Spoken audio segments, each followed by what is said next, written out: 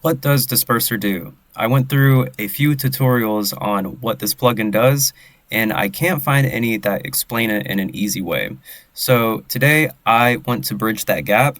We're going to look over what it does to audio, how it affects audio, and then how you can apply it to some real world scenarios within samples and your music. So let's get started. First things first, I think the best way to try to explain this plugin is through the default wavetables that we have that we use often, which is sine waves, triangle waves, square waves, and saw waves. So that's what I have here. I'm using Serum for this, and they aren't just normal sine waves, square waves, saw waves, all of those. We actually have some pitch modulation on it. So it will sound like this. So it has a little bit of a punch to it. So what we're going to do is record in here without Disperser so we can get a visual look at it first, and then we'll go back through and add Disperser on different frequencies and see what that does to the audio. So let me do that. Okay, so I recorded all these in. Now I'm going to go back through and set some random frequencies in the settings of Disperser and record those in.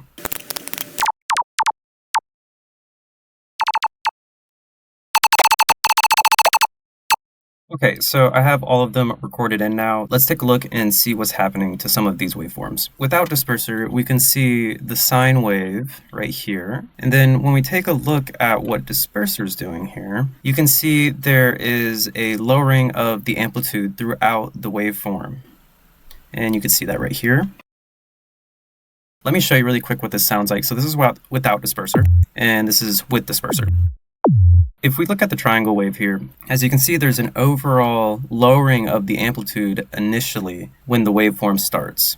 And this happens throughout whenever we apply Disperser. So that is what it does to the waveforms.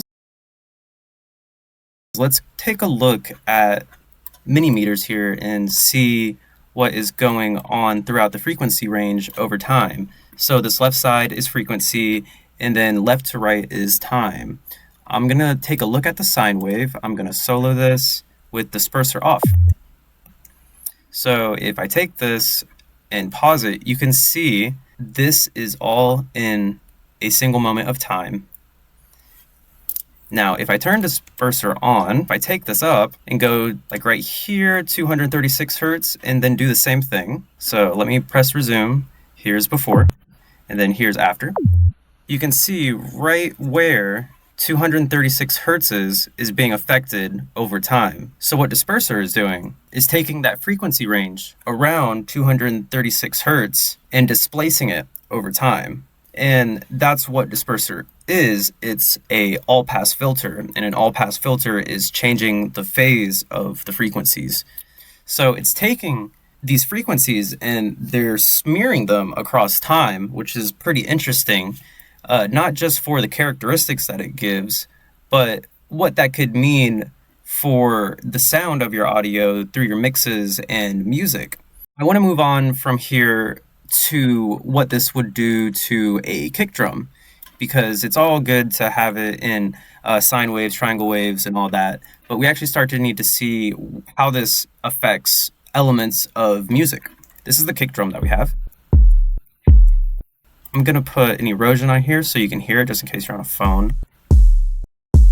And when I put Disperser on it, so the question is then, why use this? For me, I'm more so using it to add some interesting qualities to my lower mids. So this works well with bass plucks, works well bass sounds in general. I like to use this on kick drums, percussion. It adds a really, really cool mix, and I'll show you at the end a really, really cool sound that I've heard used in mixes before, and so it's something I tried to recreate. But first, let's take a look at some bass plucks. This is a typical house sound that I found on Splice, so let's take a listen. If I add in Disperser now, you can hear some of the low mids that start to get affected. Now, this could sound really static in your mix, like just this typical sound.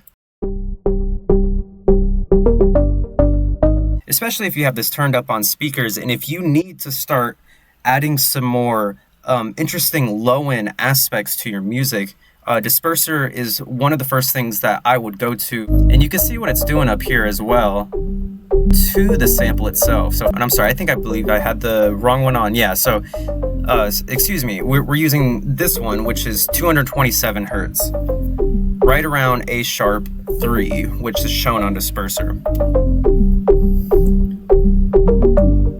So very interesting, very cool sound. Next thing I wanted to go to for all the bass people out there is this sample.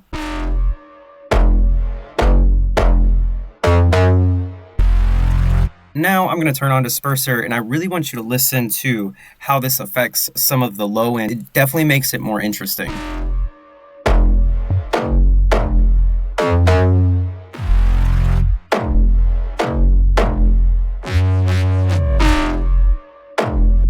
It's almost like you are putting some type of pitch modulation on the subnote of that bass in particular.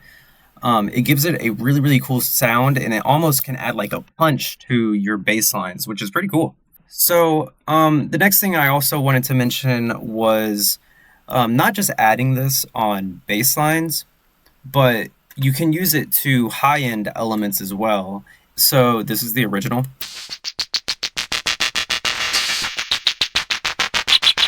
Some like digital hi-hat sounding stuff. If I include Disperser on there, you can see what it starts to do and how it starts to sound.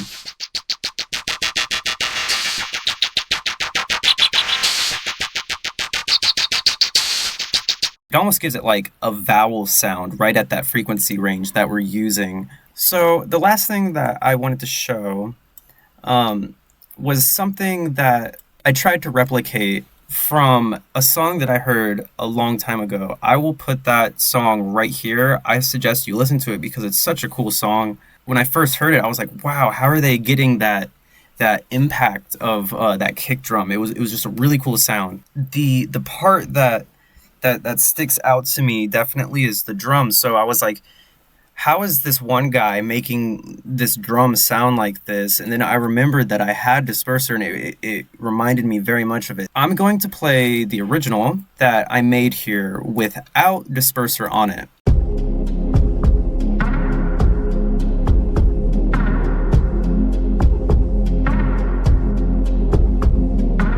So now if I turn Disperser on, I want you to take a listen to how this affects the kick drum and the overall sound.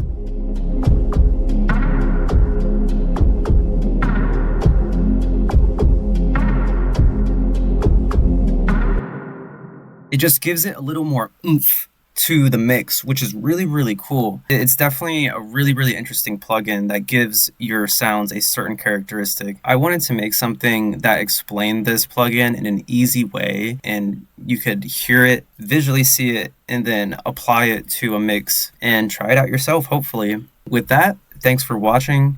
Like, subscribe, and I'll see you in the next one.